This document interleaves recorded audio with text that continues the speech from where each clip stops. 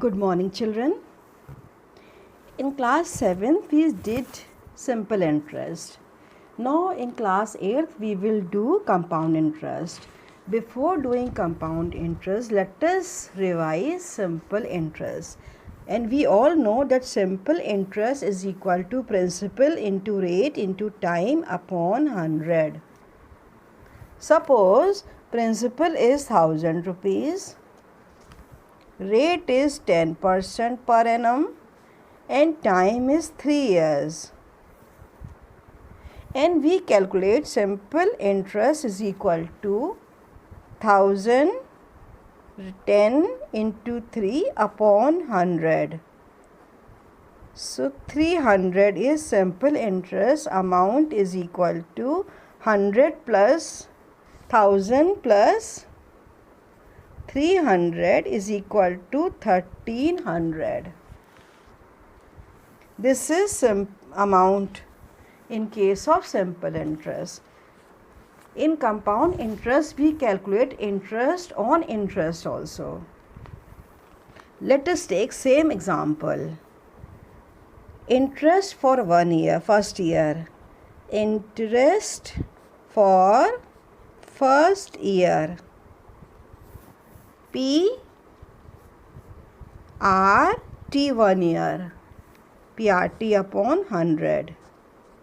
This is 100 rupees. So amount is equal to 1000 plus 100. This is 1100. Then this amount will be principal amount for second year. So interest for second year. This is now principal. So PRT upon 100. This is 110 rupees. Interest. So amount is equal to 1100, which is principal for second year, and plus this amount. This is amount. Then principal for interest for third year. Interest for third year. This will become principal. For third year, this amount is equal to principal. So this is PR T1 upon 100. This is 121. So amount is equal to principal value. This is principal value plus 121 1331. So we will say this is amount. After calculating compound interest, this is amount. Now in case of simple interest, amount is 1300. And in compound interest, this is the amount. So you see difference of 31 rupees. In 1000 rupees for 3 years, we are getting 31 rupees difference. So nowadays in post office, bank and other financial companies, they are calculating a compound interest. But you must be thinking that this is a long process. So let us see another formula, direct formula for compound interest. So here formula. Next time we will use this formula for calculating compound interest. This is for understanding. Formula is P into 1 plus rate upon 100 to the power time. Principal is 1000 rupees. 1 plus rate is 10 upon 100. Time is 3 years. This is 10 plus 1. This is 1000. 10 plus 1, 11 upon 10 cube. This is 1000 upon 11. 11s are 121. 121 into 11. 1331. So this is 1331 upon 10 cube is 1000. So this is the amount. So you can see. So next time we will apply this method. principal. Or one more thing, this is rate is per annum. Suppose in any question it is given that compound interest is calculated semi-annually. In that case, we will apply same formula. Rate we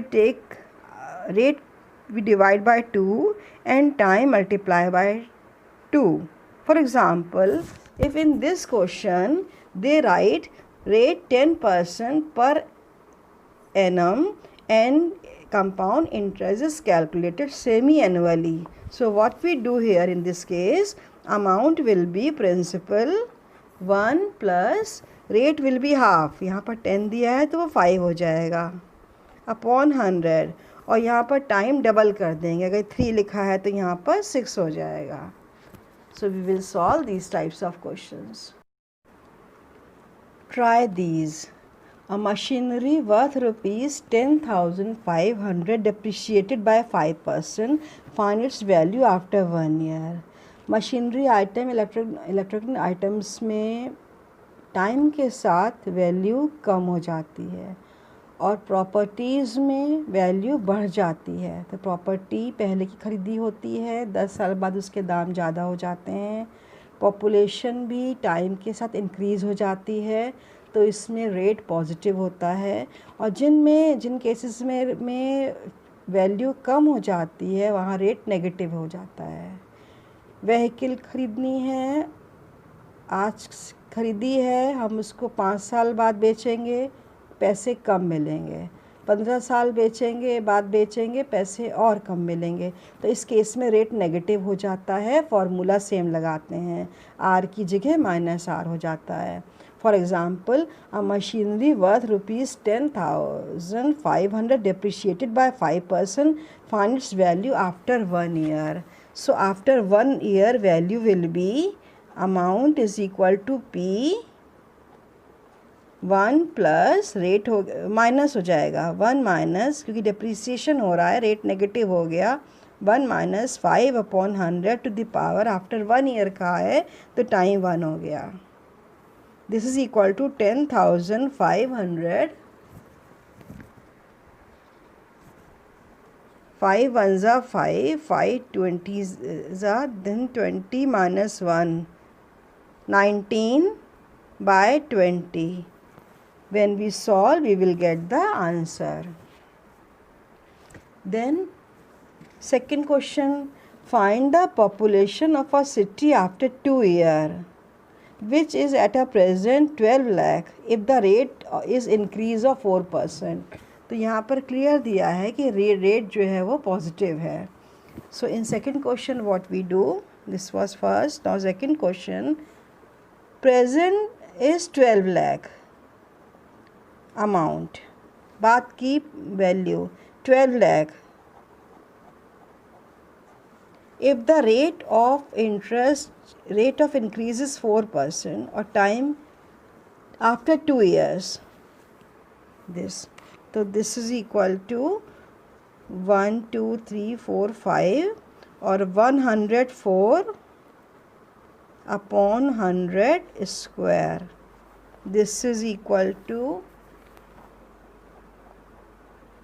104 into 104 upon 1 2 3 4. Now 40 cancel हो गए. when we multiply we will get the answer. Now exercise 8.3.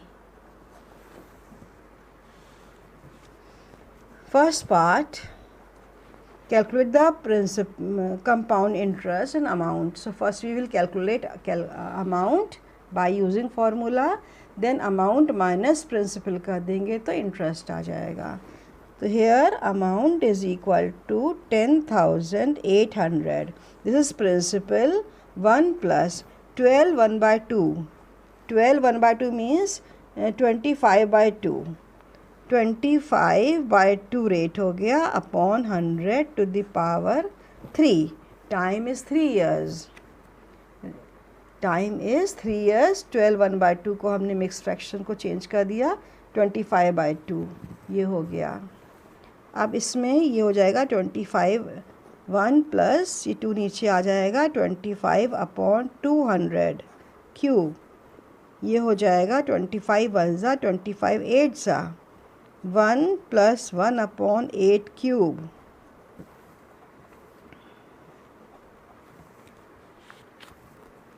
This is 10,800। Calculation का बहुत ध्यान रखने की ज़रूरत है, इस चैप्टर से कैलकुलेशन की प्रैक्टिस हो जाती है। This is 8 plus 1 9 by 8 9 9 9 upon 8 8 8। इसको सॉल्व करेंगे आंसर आ जाएगा। Now B part, ₹18,000 for 2.5 year at 10% per annum compounded annually। Annually है तो कोई चेंज नहीं होगा, लेकिन ये टाइम जो है हमारा पावर में 2 1/2 में है, ये पावर में आना है। तो पहले फॉर्मूला लिखते हैं, amount is equal to 18,000 1 plus rate 10% हो गया अपॉन 100 और टाइम 2.5 आ गया। अब इसमें क्या ट्रिक है, देखो 2 तक तो यहाँ लिखेंगे। नेक्स्ट केस में 18,000 1 प्लस 10 कट गया, ये 1 अपॉन 10 हुआ, 10 प्लस 1 11/10 हो। This is 18,000 1 plus 1/10 to the power 2।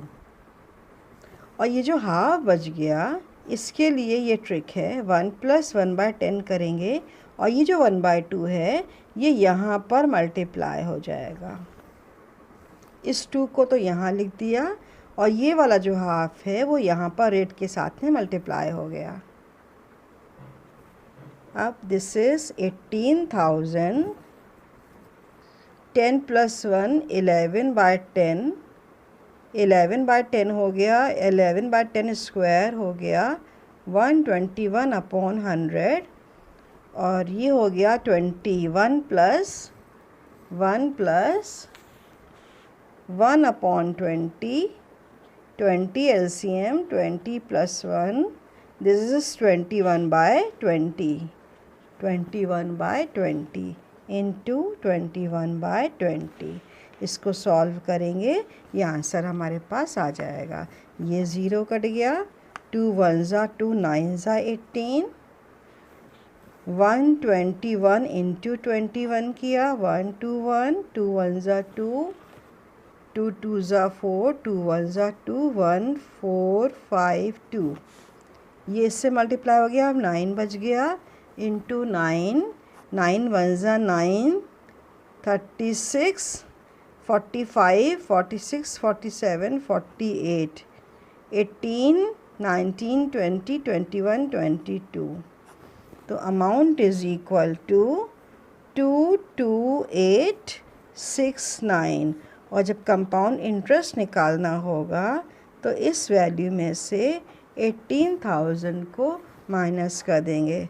968, this is 4। Now see third part. ₹62,500 for 1.5 years at 8% per annum compounded half yearly। In cases में कंपाउंडेड एनुअली था, इसमें हाफ ईयरली आ गया। तो जैसा अभी सीखा था, रेट को हाफ कर देंगे, टाइम को डबल कर देंगे, formula will remain same. C part, amount is equal to principal 62,500 1 plus rate इसमें 8% पर एनम दिया है, हाफ ईयरली है तो पर एनम का पर ईयर हो गया, ईयर का मतलब अपॉन 2 कर देंगे, 4 हो जाएगा, 4 अपॉन 100 और टाइम को डबल कर देंगे, 1.5 ईयर 1.5 साल, उसको डबल कर देंगे तो 3 हो जाएगा, 1.5।